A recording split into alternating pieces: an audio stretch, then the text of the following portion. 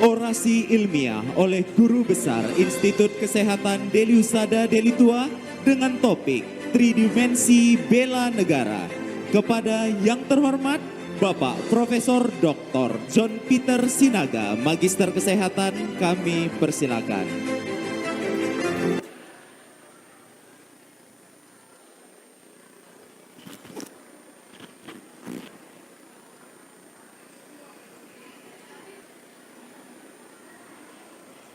Merdeka. Terima kasih kepada protokol yang memberikan kesempatan bagi saya selaku guru besar pada Institut Kesehatan Deliusada memberikan kesempatan dalam sebuah orasi ilmiah. Jangan terlalu membentak kayak protokol Masih di biasa aja. slide pertama. Kayak tadi orasi. Iya. Oleh Prof. John gitu. Saya selaku guru besar yang sudah ditempatkan oleh negara bidang gizi kesehatan masyarakat. Namun saya mempunyai cita-cita guru besar kehidupan. Tepuk tangan dulu semua.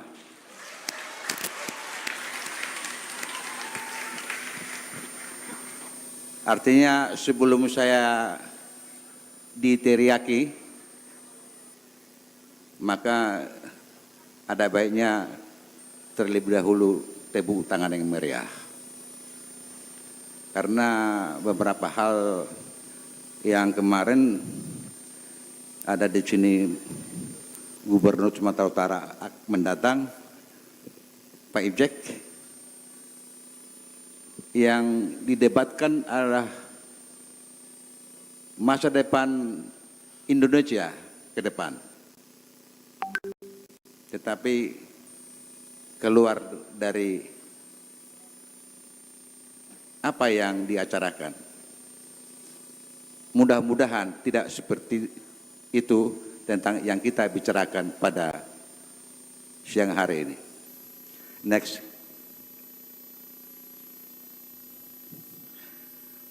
40 tahun usia Deliusada Delitua.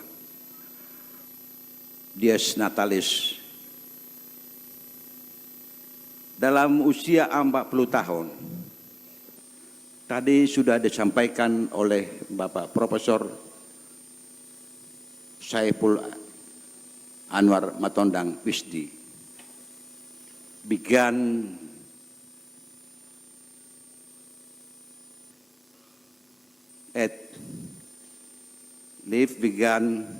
at 40. Suatu ukuran kedewasaan. Kita harus akui bahwa Deliusada sudah sampai ke titik kedewasaan. Ditandai dengan peringatan Dies Natalis pada siang hari yang berbahagia ini. Dari SPMI terbaik di Sumatera Utara dan terbesar. Dari segi keunggulan, Institut Kesehatan unggul. Itulah life begins at 40. 40 tahun sudah betul-betul matang memberikan pendidikan kesehatan masyarakat. Sehingga nantinya diharapkan Bhinneka Tunggal Ika yang kita harapkan sejak Indonesia merdeka akan menjadi ruh dari Pancasila sebagai ideologi negara, satu-satunya ajas daripada bangsa dan negara Indonesia. Coba slide yang ketiga. Ya, Bapak Ibu sekalian, negara Indonesia adalah negara kepulauan. Artinya Nusantara yang dipersatukan oleh lautan. Ada 10 strategik Indonesia sehingga disebut sebagai negara yang memiliki semboyan Bhinneka Tunggal Ika. Nusantara adalah sebuah gadis yang diperebutkan oleh bangsa-bangsa yang lain. Sejak adanya Nusantara milik daripada bangsa Indonesia, penjajahan yang dimulai dari bangsa Portugal, bangsa Portugis, Inggris, Belanda, dan terakhir Jepang. Itu adalah menandakan bahwa negara Indonesia adalah negara yang kaya, ibarat gadis sebagai rebutan. Tetapi tanggal 17 Agustus kita sudah merdeka. Penjajahan di atas bumi Indonesia sudah berakhir. Suatu negara terdiri dari 3 pilar. Next. Ada wilayah, ada rakyat, ada pemerintah. Tentu kita sebagai negara, sebuah negara kepulauan yang tadinya kita diantarai oleh secara langsung 10 negara, kita berhadapan langsung, bertetangga langsung 10 dengan 10 negara dan 2 benua, 2 samudra. Ini adalah tantangan dari luar. Nah, tantangan dari dalam sebagai ancaman fokus kepada sosial, ekonomi, dan budaya. Sehingga ini sudah dikatakan bahwa Dies Natalis 40 tahun Deli Tua sudah mencapai ke titik kedewasaan, di mana kampus ini layak sebagai kampus Bhinneka Tunggal Ika dari seluruh Nusantara Indonesia, terutama dari segi budaya.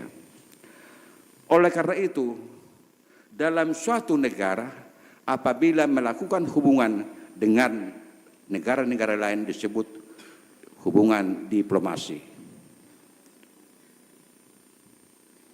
Sedangkan di dalam sendiri hubungan antar pribadi, hubungan antar kelompok, hubungan antar masyarakat, itu yang perlu kita bahas. Karena Indonesia dengan multikultural, multi etnis selalu diperhadapkan dengan adanya kegagalan informasi, kegagalan komunikasi. Komunikasi yang hidup itulah menjamin keindonesian dalam konteks Bhinneka Tunggal Ika. Artinya komunikasi hidup. Apabila komunikasi tidak hidup, maka komunikasi diartikan sebagai isolasi. Contoh isolasi sebagaimana COVID-19, ada tren isolasi. Hubungan manusia dengan manusia sudah terputus. Itu adalah suatu penggambaran bahwa komunikasi sudah terisolasi yang selalu menjadi ancaman sosial budaya, baik ekonomi. Di dalam suatu negara yang terdiri dari beribu-ribu pulau, 17.000 pulau, masih 6.000 yang berpenghuni. Sedangkan 11.000 lagi belum memperhuni. 6.000 yang masih berpenghuni, 11.000 lagi masih kosong. Ini adalah masalah dalam negeri maupun masalah luar negeri. Adanya wilayah kita yang terjadi transaksi jual beli. Ini ada sangat bertentangan dengan nilai-nilai luhur bangsa Indonesia. Ini adalah sangat bertentangan dengan nilai-nilai luhur budaya Indonesia. Oleh karena itulah, dalam pemeliharaan Indonesia sebagai negara kepulauan, kita harus bersatu. Kita harus menjalin persatuan itu menjadi kesatuan. Dengan banyaknya sekarang persatuan-persatuan, ini selalu terputus komunikasi. Bagaimana kita membangun komunikasi ini? Ini sudah tahun 2028, 28 Oktober 1928, sudah disebutkan salah satu komunikasi kita adalah bahasa Indonesia. Kita satu bahasa. Kita satu frekuensi dalam memakai bahasa Indonesia. Berarti kita Indonesia. Oleh karena itulah,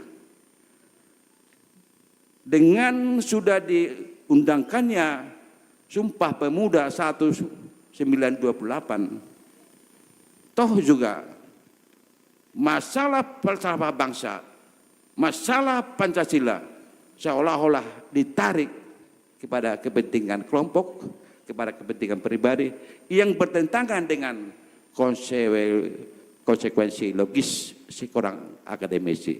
Itulah artinya kita membuat suatu konsep nantinya bagaimana kita membangun negara ini dengan menggunakan konsep tridimensi bela negara.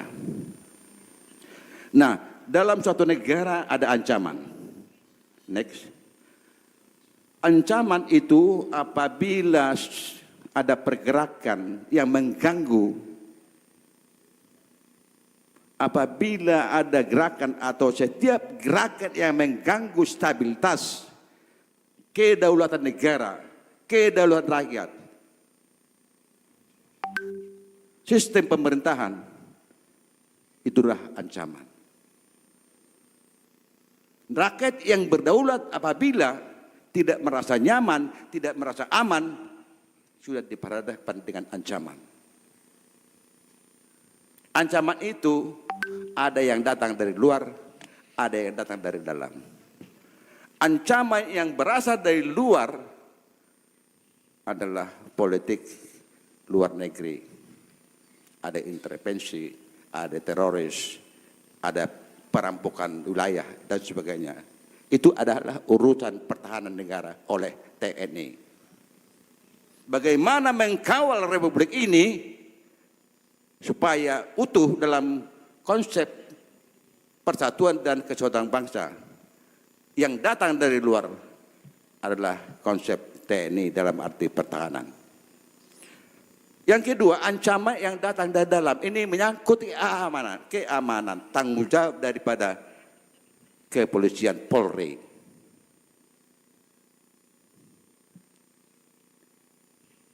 Ancaman dari dalam terlalu banyak sekali.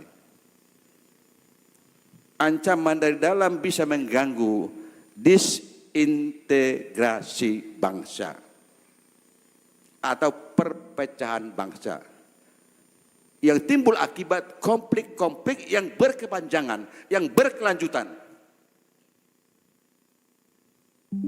sehingga terjadi disintegrasi bangsa yang pada akhirnya nanti akan menjadi perang saudara.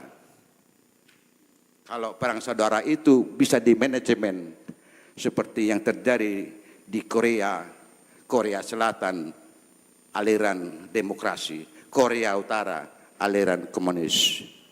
Itu adalah sama-sama. Tetapi biasanya kalau suatu negara dilanda oleh perang saudara, akan masyarakatnya jatuh miskin, melarat dan menderita.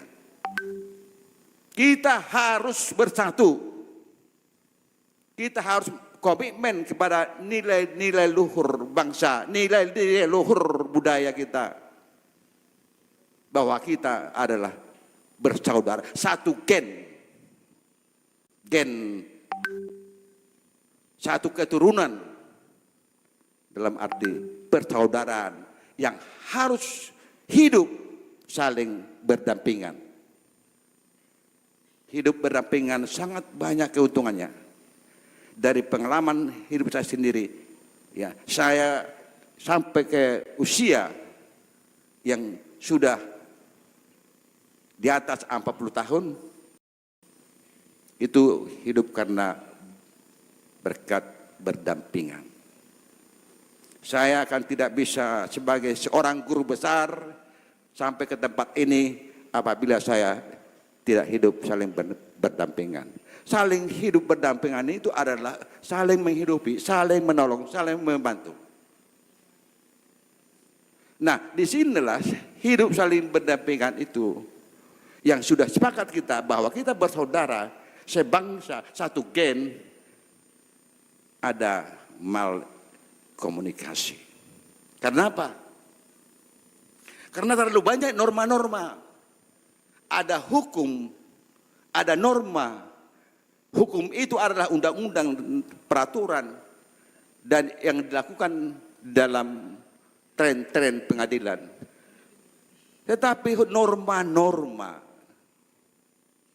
norma agama, norma budaya, norma sosial yang tumbuh di masyarakat itu seolah-olah terlantarkan sehingga terjadi mal komunikasi, kesalahan komunikasi. Padahal agama adalah sebagai sumber informasi moral yang mengajarkan tentang kebaikan, kejujuran, dan kehidupan. Budaya juga seperti itu. Budaya adalah sumber informasi moral yang mengajarkan kebaikan, kehidupan manusia. Mungkin karena komunikasi antar budaya yang tumbuh di masyarakat yang tidak terpelihara, maka muncul konflik-konflik sosial baik secara horizontal maupun konflik vertikal yang bisa mempengaruhi sistem stabilitas negara kita. Oleh karena itulah dalam suatu ancaman diperlukan bela negara.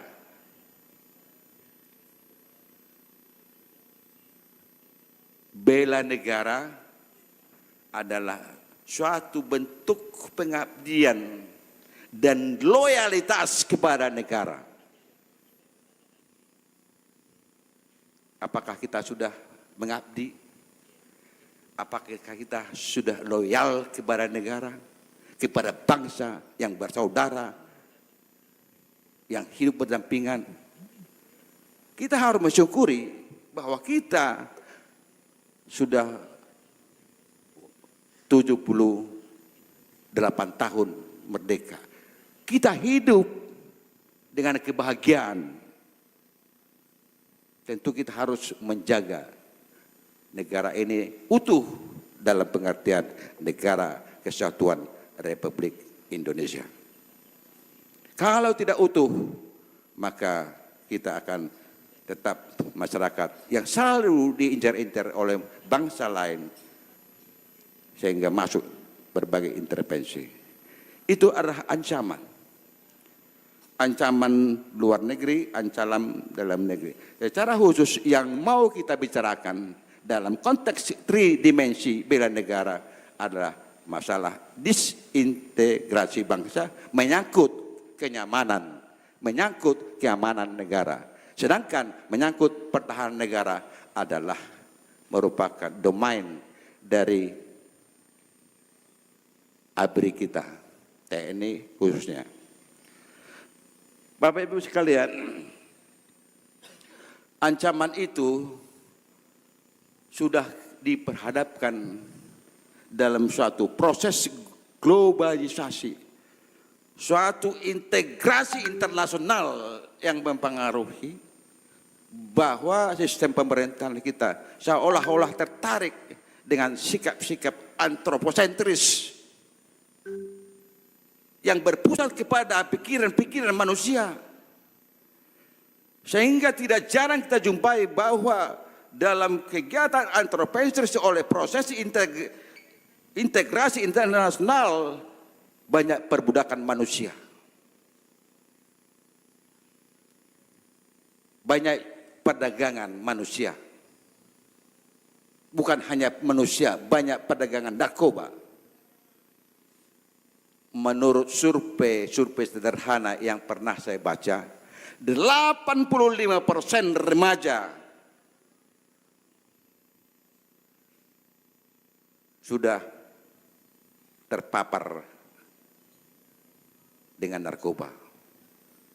Itu adalah proses integrasi internasional yang mempengaruhi bangsa. Kalau ternyata benar itu 80% remaja Indonesia sudah terpapar narkoba,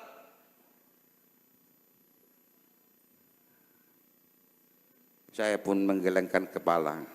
Bagaimana nanti anak cucu saya di kemudian hari? Bagaimana nanti anak cucu adik-adik kami pada generasi-generasi akan datang?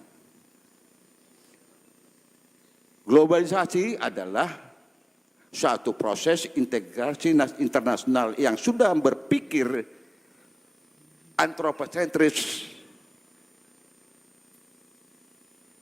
Kalau sudah berpikir antropocentris, sebagaimana yang ditawarkan oleh ilmu pengetahuan dan teknologi dengan arus informasi yang begitu kencang, maka sifat-sifat kekerasan akan hadir. Keramah tamahan akan hilang.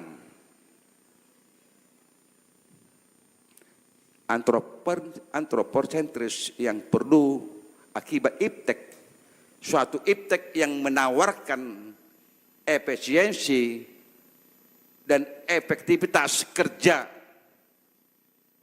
yang mencari keuntungan sebesar-besarnya tanpa memperhitungkan norma-norma yang ada dalam masyarakat. Itu adalah iptek. Muncul sifat-sifat ego. Orang pintar sudah hidup dalam kepintarannya. Sayalah yang terpintar. Itu ego. Ditambah lagi egosentris, radikalisme, intimidasi. Ini yang terjadi sekarang. Egosentris, etnosentris muncul. Kalau sudah pintar Bapak Ibu, adik-adik kami, bagilah kepintaranmu itu. Jangan membuat terpisah komunikasi antara yang pintar dengan yang bodoh. Tapi yang bodoh harus kita berikan pencerahan. Terima kasih kepada Bapak Rektor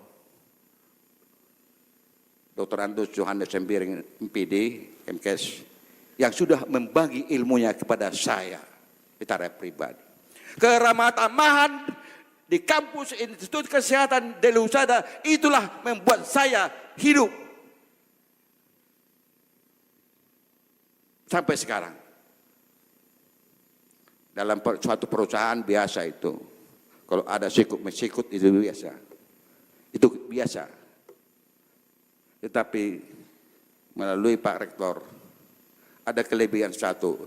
Ini entah itu yang karena itu makanya kebiasaan itu terjadi, tidak tahu saya. Atau memang ada konsep lain. Kalau Pak Rektor ketemu kami, selalu Pak Rektor, Pak Johannes menghormat saya.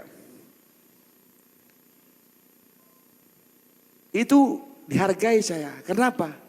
Karena wajarlah yang tinggi menghormati yang pendek. Kalau yang pendek menghormati yang tinggi,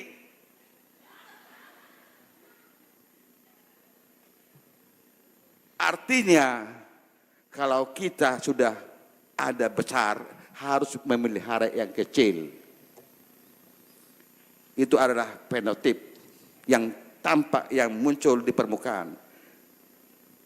Kalau Pak Ucok tentara nanti sudah menjadi, ini bukan kampanye Pak ya, menjadi DPRD Sumatera Utara, karena tubuhnya besar, tolong kami perhatikan Pak.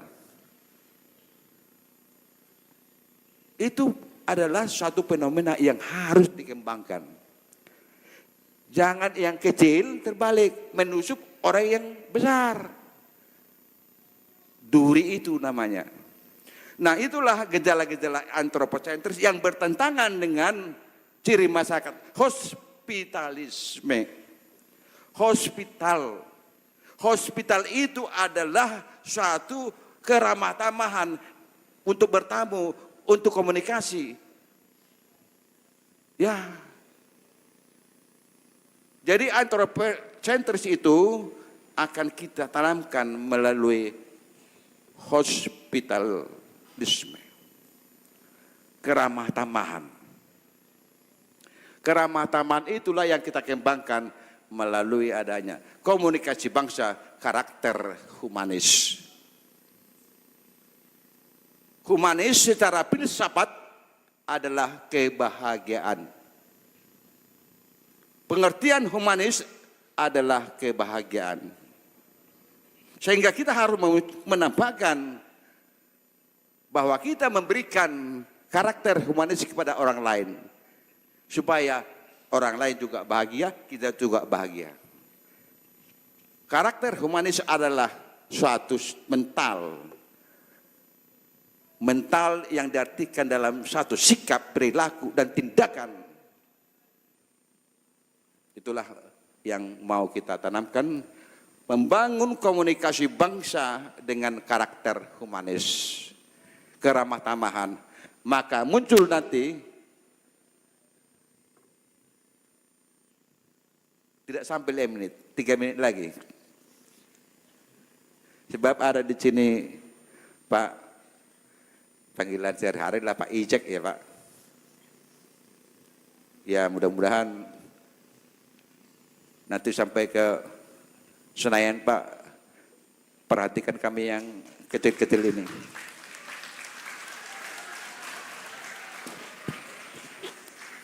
Saya sudah sering mengajukan permohonan bantuan sosial kepada Pak Ijek. Tetapi permohonan itu sebagian ada diterima, sebagian ada ditolak, kan begitu. Wajar itu. Jangan paksakan. Kalau memaksakan itu bukan humanis. Harus ya humanis, karakter humanis itu. Tidak ada unsur pemaksaan, tidak ada unsur kekerasan. Itulah namanya karakter humanis yang bisa memberikan kebahagiaan kepada orang lain. Dalam rangka itulah ada beberapa poin yang ditawarkan untuk mencapai karakter humanis sebagai komunikasi kebangsaan. Satu diantaranya adalah promosi karakter humanis sesuai dengan nilai-nilai luhur. Yang kedua adalah pencegahan ancaman negara melalui norma-norma hukum, melalui norma-norma yang tumbuh dalam masyarakat. Yang ketiga adalah pengendalian sosial budaya supaya bisa hidup saling berdampingan. Yang ketiga, yang terakhir adalah pemulihan sosial ekonomi. Ini yang perlu. Sosial ekonomi Pak yang paling mendasar. Maka perlu di sini nanti konsep-konsep fundraising ataupun pengumpulan dana bagi memperhatikan orang yang daerah termarginalkan yang ataupun masyarakat yang di bawah garis kemiskinan. Banyak cara-cara untuk itu. Tapi ini memerlukan indikator keberhasilan yang bisa diberikan penilaian. Nah, dalam rangka 4 nilai inilah ada konsep 3 dimensi bela negara. Unsur pertama TNI, unsur kedua banyak pertahanan, unsur kedua Polri keamanan, dan unsur yang terakhir adalah sipil, termasuk di dalamnya ASN, aparatur sipil negara. Itulah namanya 3 dimensi bela negara. Semoga nanti Pak Ucok juga bisa bantu saya. Tolong ajari saya Pak, karena saya orang kesehatan, Bapak orang mengerti. Termasuk juga Pak Musa, Pak Rajeksa. Ya, mohon, sebenarnya sudah kita komunikasikan dengan Kapolda, dengan Panglima dalam kegiatan ini, tetapi karena waktu begitu temperamen politik sekarang tinggi, sehingga kita agak berjalan sedikit lebih lambat untuk waspada. Inilah yang masih merenung saya tentang tridimensi negara. Cukup Ibu Ena? Karena sudah cukup katanya, maka saya sudahi dengan mengucapkan salam humanis untuk kita semua. Terima kasih. Demikian orasi ilmiah dalam rangka Dies Natalis yang telah disampaikan oleh Guru Besar Institut Kesehatan Deli Husada Deli Tua, Profesor Dr. John Peter Sinaga MKes yang merupakan alumni dari Universitas Airlangga, Surabaya.